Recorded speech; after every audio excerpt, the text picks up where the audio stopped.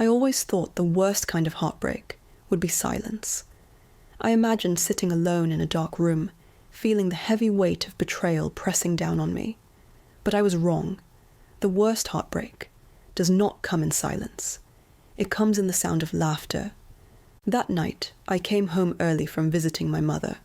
The apartment was quiet, almost too quiet, except for one small thing.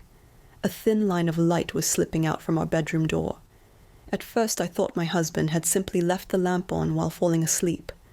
I placed my purse down softly, not wanting to wake him, but then I heard it. A sound that froze me in place. It was laughter. A woman's laugh.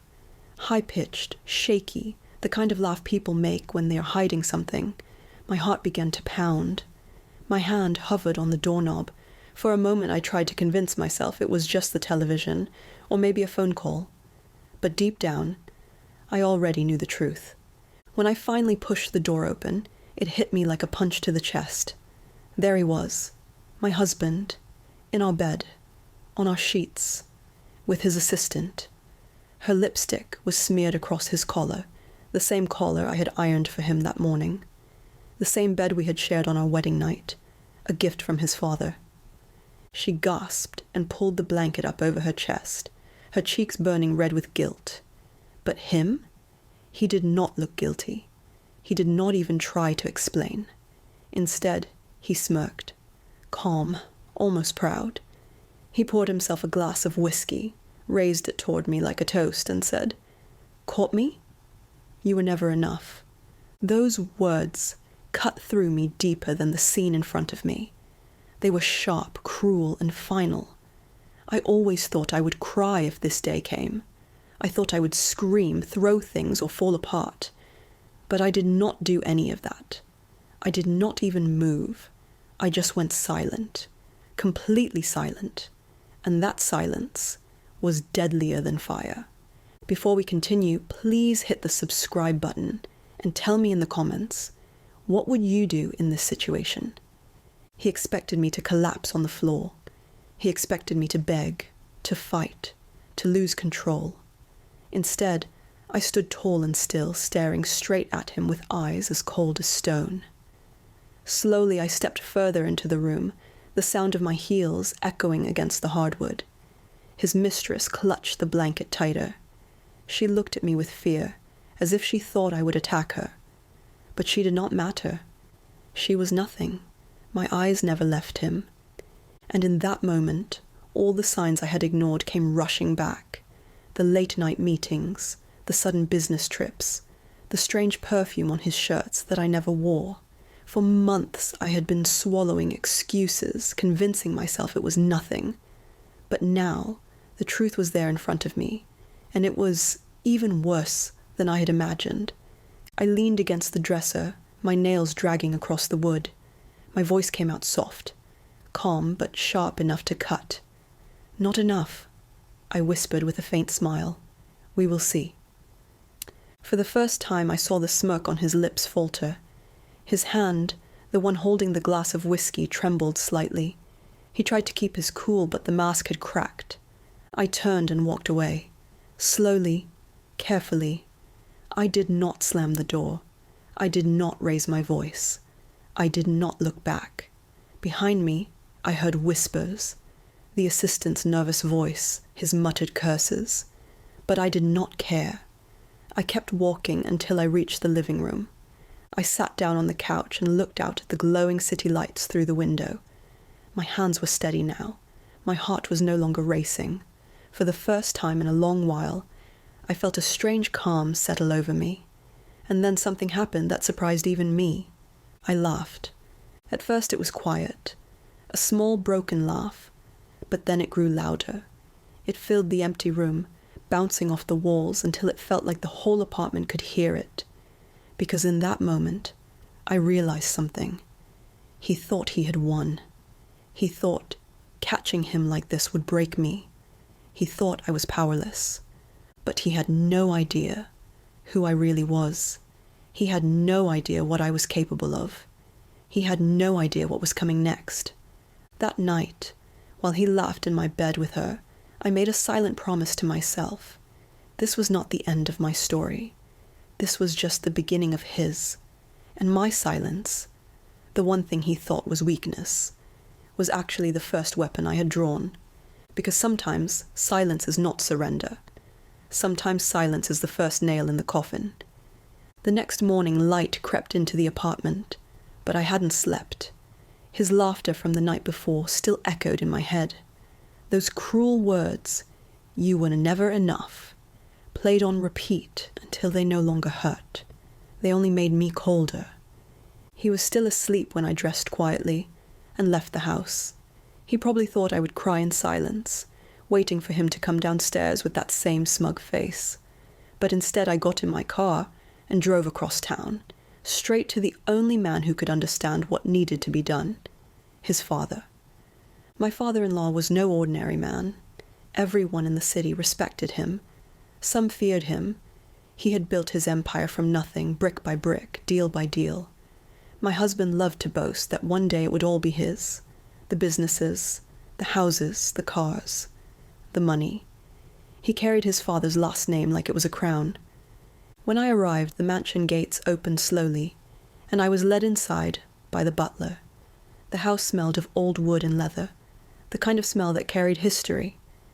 My father-in-law was sitting in his study, a heavy glass of whiskey in his hand, even though it was only 9 a.m. His back was straight, his silver hair neat, his eyes sharper than knives. He looked at me once, then at the floor, then back at me again.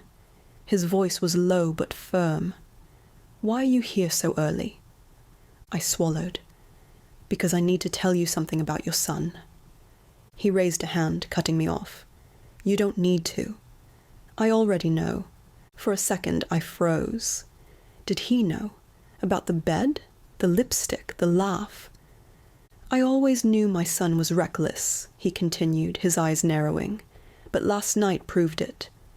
"You saw it, didn't you?" My lips parted. My heart pounded. He already knew. I nodded slowly. "Yes." He leaned back in his chair, exhaling heavily. "He's weak. Spoiled. I built everything from the ground up, and he treats it like a toy. I gave him chances, too many chances. But now..." His voice trailed off, and he took another sip of whiskey. I expected anger. I expected him to tell me to be patient, to forgive, to think about the family's reputation.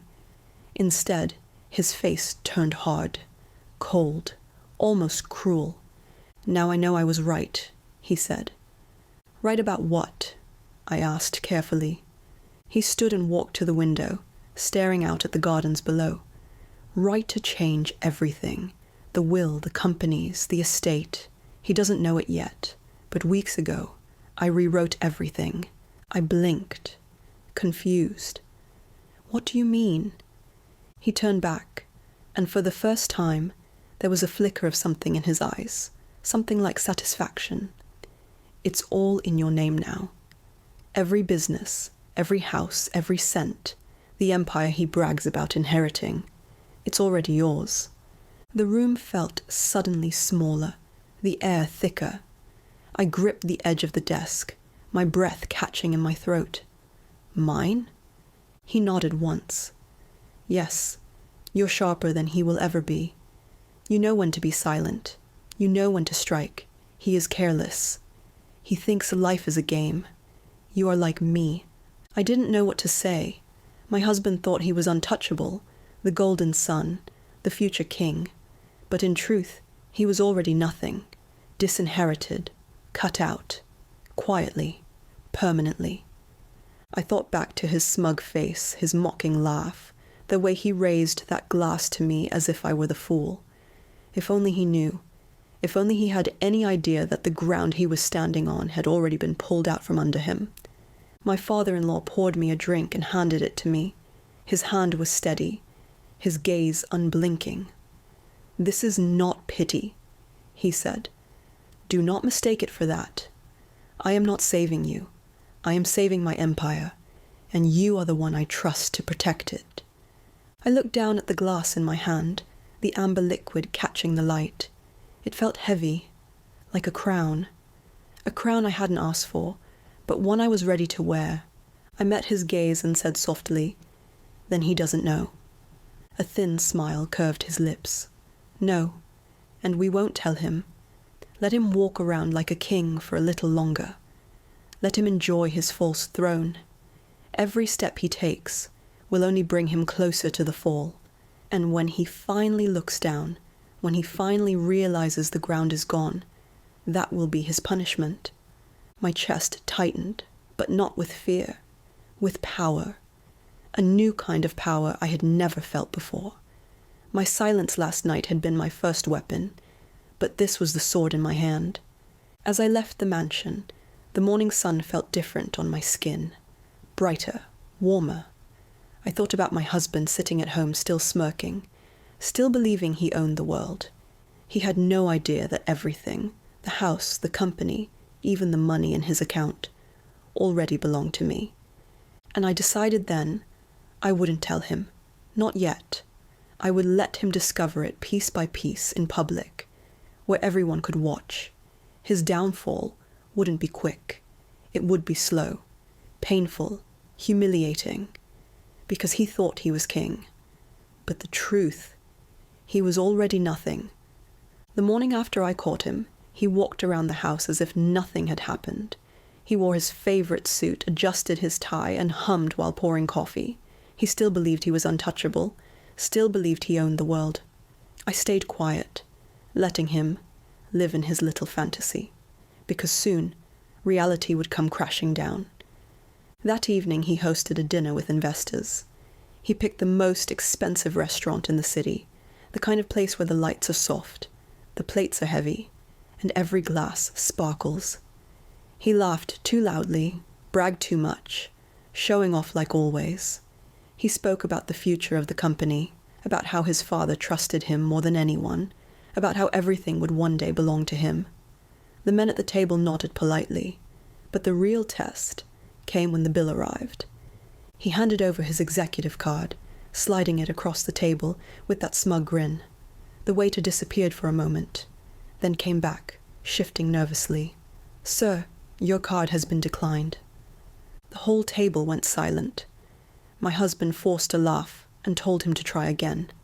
A minute later, the waiter returned with the same answer. Not valid. His smile slipped. The investors shifted in their seats. Finally, one of them quietly paid the bill. But the damage was done. Whispers followed him out of the restaurant. When he came home that night, the door slammed against the wall. He stomped through the hallway and found me in the living room. His face was red, his voice sharp. They embarrassed me. In front of everyone, do you know who I am? I swirled the wine in my glass and looked at him calmly. Maybe they don't anymore. He stared at me, but I didn't blink. The silence between us was heavier than any scream. 2 days later came the next blow. He arrived at a hotel and tossed his car keys at the valet, expecting the usual respect. But the valet hesitated, checked the system, and shook his head.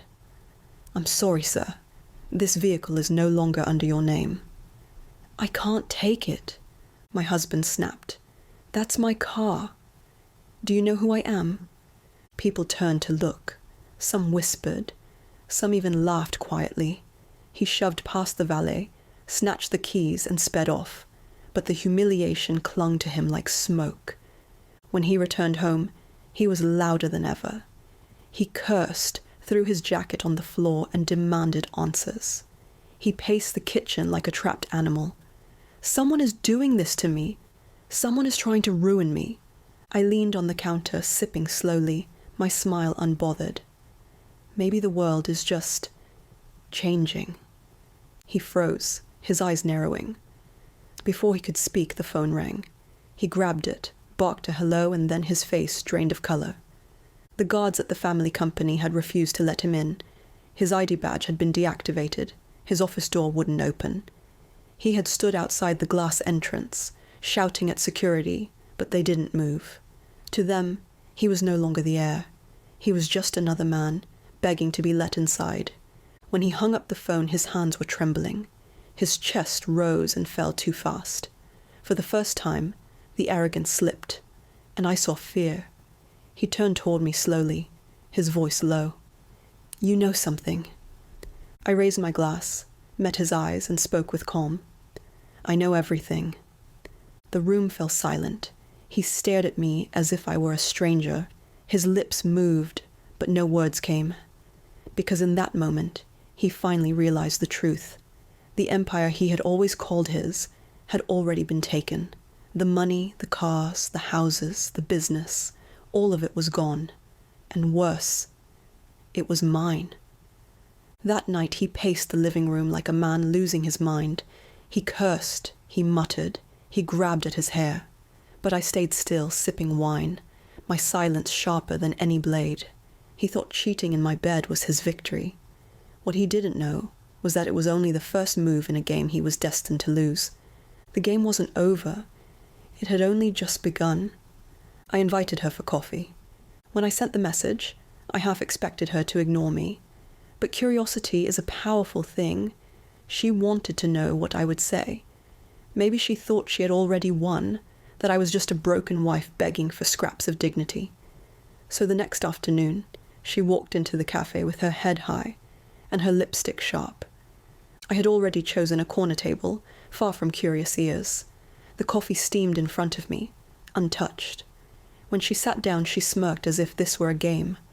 I leaned forward slowly and opened a folder. No words, no warning.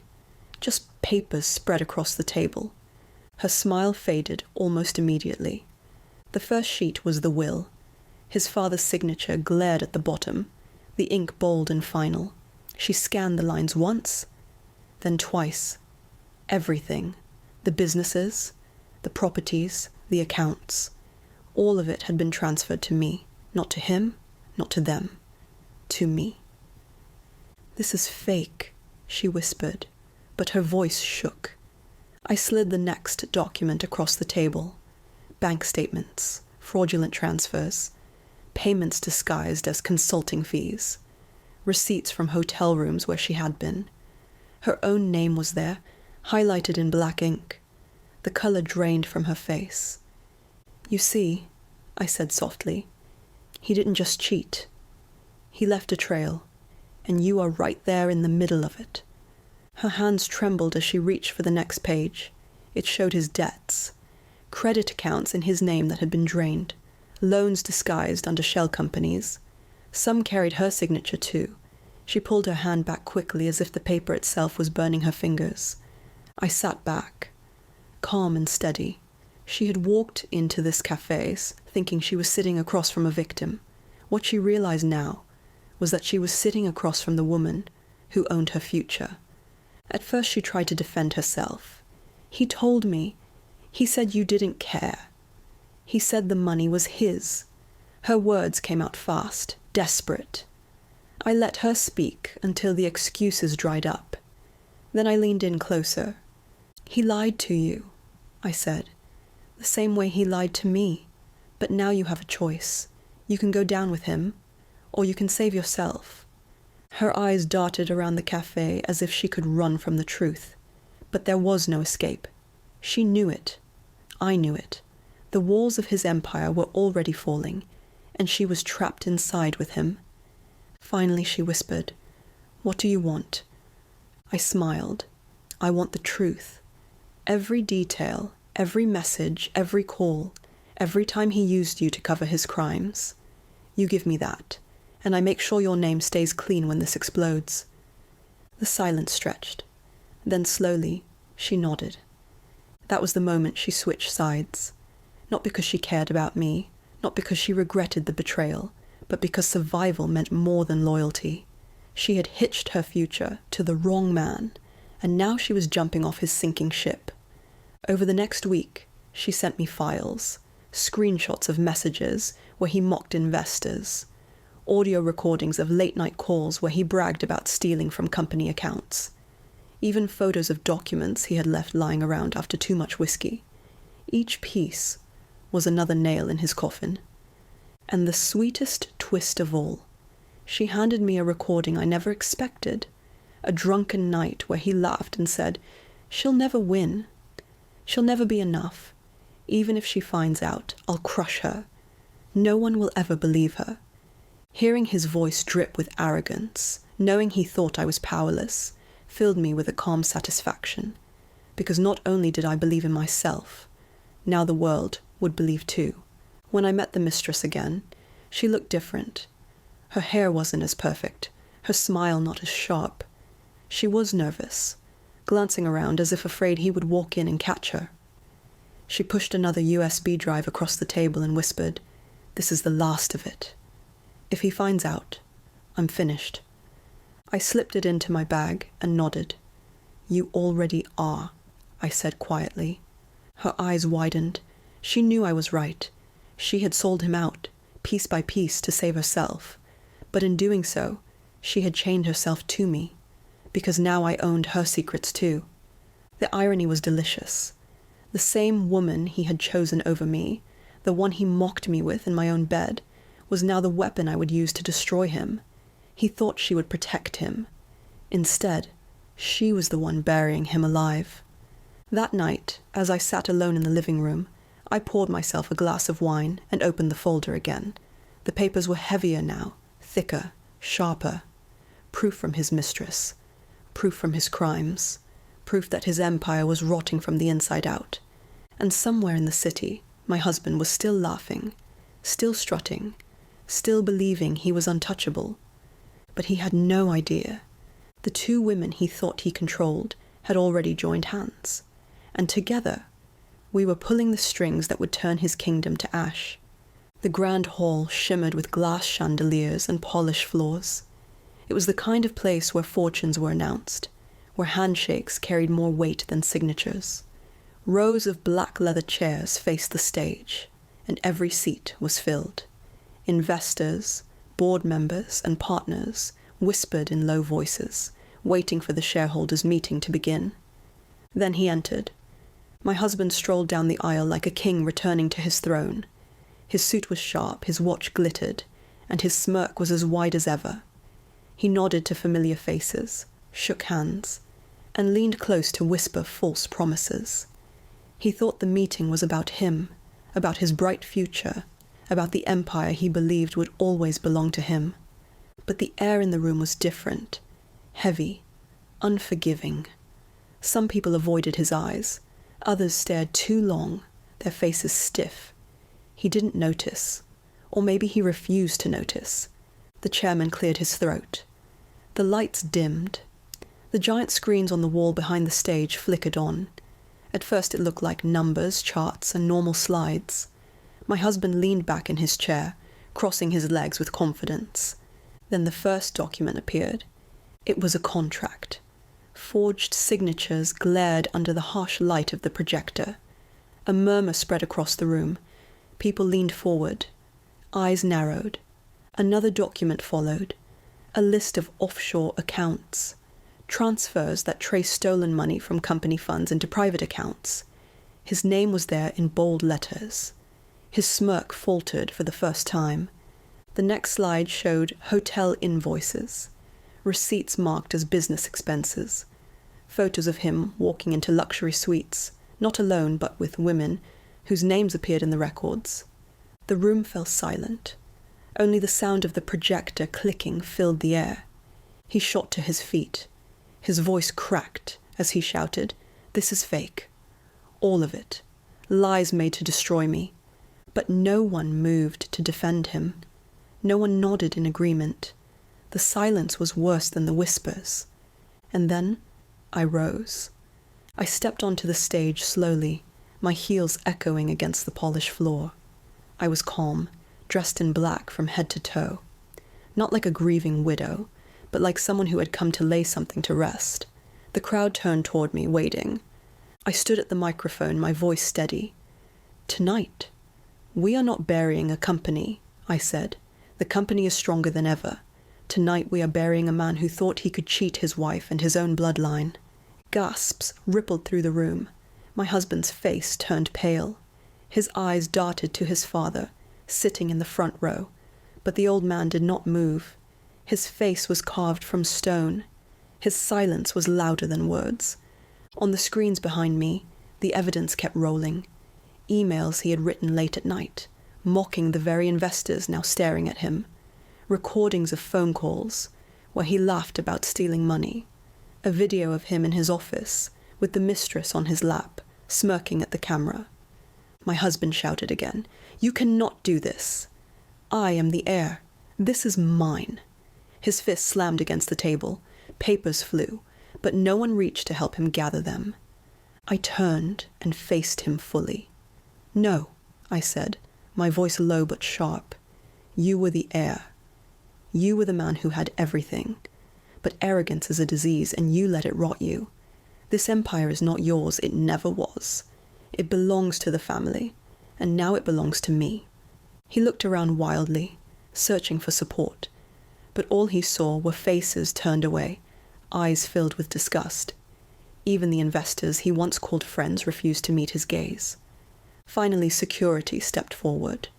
2 men in dark suits moved to his side. He backed away, shouting, but they grabbed his arms firmly. His legs buckled as they dragged him toward the door. "Father," he screamed, his voice breaking, "tell them. Tell them I am still your son. Tell them I still matter." The old man lifted his gaze at last. He stared at his son, his eyes cold, and said nothing. His silence was the final nail in the coffin. The guards pulled my husband out of the hall. The doors slammed shut. The echoes faded into silence. I turned back to the microphone. My voice softened, but every word struck deep. The empire will live on. The company will grow. But tonight, you have witnessed the fall of a man who thought bloodlines and lies could protect him forever. The room erupted in applause, not the joyful kind, but the heavy kind, filled with relief and finality, the applause of people who had been freed from a tyrant. I stepped off the stage, the weight of their eyes following me. My father-in-law rose slowly from his chair and nodded once, a gesture of recognition, not of pity, not of sorrow, but of respect. That night when the newspapers hit the stands, his photo was everywhere, not smiling, not powerful, not untouchable. His face was pale, twisted, dragged by security in front of hundreds of witnesses. The man who had once mocked me in my own bed had been buried alive in his own greed, and I had been the one to lower him into the grave. The courtroom smelled of dust and fear. Reporters filled the benches, their cameras flashing at every movement. My husband sat slumped at the defendant's table, his wrists in cold steel handcuffs. His once perfect hair was messy, his tie crooked, his face pale. This was no longer the smug man who laughed in my bed. This was a broken man, stripped of his pride. The judge read the charges one by one: fraud, theft, forgery, embezzlement, betrayal of trust. Each word fell like a hammer. His lawyers shuffled papers, but nothing could save him now. The evidence was too heavy, the witnesses too many. Even his own mistress had testified against him, painting him as the monster he truly was. The same woman who once shared my bed behind my back now sealed his fate with her words. When the verdict was announced, guilty on all counts, the room erupted. Some gasped, some clapped, others whispered. My husband lowered his head into his hands. He tried to hide his face, but the cameras caught every tear that slipped out. His humiliation was now permanent, inked into history, burned into every newspaper headline. His father sat quietly in the front row, his cane resting against his chair. The old man did not move. He did not cry. He only stared at the son he once hoped would carry the family name. In that silence, everyone understood. His father had already buried him long before the law did. When the guards pulled him up, his knees nearly buckled. He shouted once, a broken sound, calling for his father, calling for me, calling for anyone to save him, but no one moved. He had betrayed too many, burned too many bridges. There was no one left to catch him. They led him out of the courtroom, chains rattling, cameras flashing in his face. The crowd outside shouted questions, insults, even laughter. He walked through the storm of voices, his head hanging low. By the time he disappeared into the police van, the man he used to be was already dead. But I walked out differently. The sunlight hit me as I stepped through the courthouse doors. Reporters surged forward, microphones stretched toward me. Cameras clicked like 1,000 sparks in the air. I wore a black dress, simple but sharp, and I walked with my head high. To the world, I was no longer the betrayed wife. I was the woman who had survived the fire, who had exposed a fraud, who now stood as heir to an empire larger than most could imagine. My name was untarnished, my reputation untouched, and the power he once thought belonged to him now flowed through me. I remembered the night I found him with her, the laughter, the smirk, the cruel words. He thought I would break. He thought silence meant weakness. But silence had been my sharpest weapon. Step by step, I had let him bury himself. Now I was the only one left standing. As I moved through the crowd, flashes blinded me. Voices shouted my name. Some asked how it felt to win. Some asked what I would do with my new power. I did not stop. I did not answer. I only smiled, because the truth was sweeter when left unsaid. I reached the waiting car. Before I stepped in, I turned to the cameras one last time. I lowered my voice, but the microphones caught every word. "You cheated in my bed," I whispered, my lips curling into a smile, "and woke up to your father's will in my name." Gasps rippled through the crowd. The sentence spread like wildfire, printed by every newspaper, posted by every blogger, shared on every screen. My revenge was no longer a secret. It was a legend. That night, I stood on the balcony of the estate that was now mine. The city lights glittered in the distance, the air cool against my skin. I raised a glass of wine, not in sadness, not in anger, but in triumph. Below me stretched acres of land, houses, businesses, all under my control. Everything he once bragged about was now legally mine. He was alone in a cell. His mistress had abandoned him. His father had disowned him. His friends had vanished. His name, once spoken with respect, was now only whispered with disgust. He had nothing, not his wealth, not his power, not his bloodline, and me? I was free, stronger, untouchable. As the wind rushed across the balcony, I closed my eyes and breathed deeply. The story was over. The war was won. And the man who mocked me, who laughed in my bed, was nothing more than a forgotten shadow. I sipped the wine, the taste rich and full. Then I whispered to myself the final words of my revenge. He lost everything. I gained it all, and that is the only ending he never saw coming. If you liked this story, give it a like, share your thoughts in the comments, and subscribe for more shocking tales. Click the box on the left. Your next adventure is waiting.